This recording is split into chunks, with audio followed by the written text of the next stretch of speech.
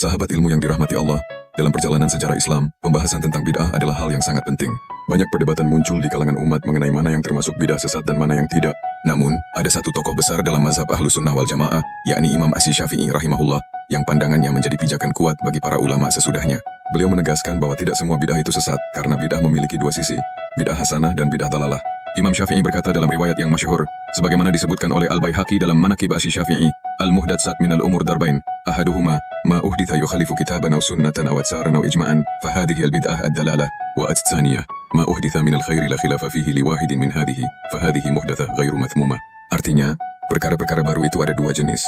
Pertama, sesuatu yang baru yang bertentangan dengan Al-Quran, sunnah, atsar, riwayat sahabat, atau ijma' ulama, maka itu adalah bid'ah yang sesat. Kedua, sesuatu yang baru dari perkara kebaikan yang tidak bertentangan dengan dalil, maka ini adalah perkara baru yang tidak tercela. Dengan penjelasan ini, Imam Syafi'i memberikan batas yang jelas antara bid'ah yang terlarang dan bid'ah yang terpuji. Ia tidak menolak segala hal baru secara mutlak, tetapi melihatnya dengan pandangan ilmiah dan dalil syar'i.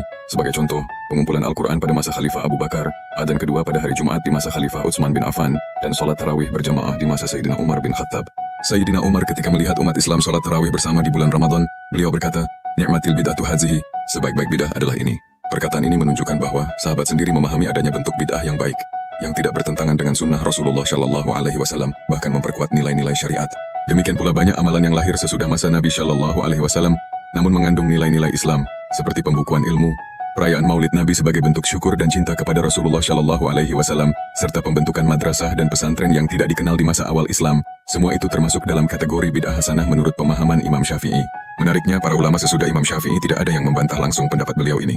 Imam Nawawi dalam Syarh Muslim menegaskan, bid'ah itu secara syar'i adalah sesuatu yang baru, yang tidak ada pada masa Nabi Shallallahu Alaihi Wasallam, dan bid'ah terbagi menjadi baik dan buruk. Begitu pula Imam Ibnu Hajar al-Asqalani, Imam As-Suyuti, dan Imam Al-Iz bin Abdus Salam, semuanya menerima pembagian bid'ah menjadi 2 atau bahkan 5 macam.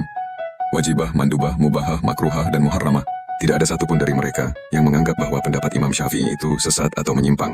Ini menunjukkan adanya ijma sukuti, yakni kesepakatan diam bahwa pendapat Imam Syafi'i diterima oleh para ulama besar sesudahnya. Dari sini kita dapat mengambil pelajaran bahwa dalam memahami agama, kita harus berpijak pada ilmu dan pemahaman para ulama muktabar. Tidak boleh tergesa-gesa menuduh sesuatu sebagai bid'ah dalalah tanpa menimbang dalil dan maqasid syariah. Imam Syafi'i menunjukkan keseimbangan antara menjaga kemurnian agama dan membuka ruang ijtihad bagi perkembangan zaman.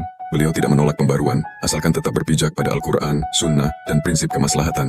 Oleh karena itu, ketika kita melakukan amalan seperti memperingati Maulid Nabi, mengadakan majelis ilmu, atau menulis kitab-kitab tafsir dan hadits dengan metode baru, semua itu termasuk dalam upaya menjaga dan menumbuhkan cinta kepada Rasulullah Shallallahu Alaihi Wasallam, serta menghidupkan syiar Islam, bukan menyimpang dari sunnah beliau.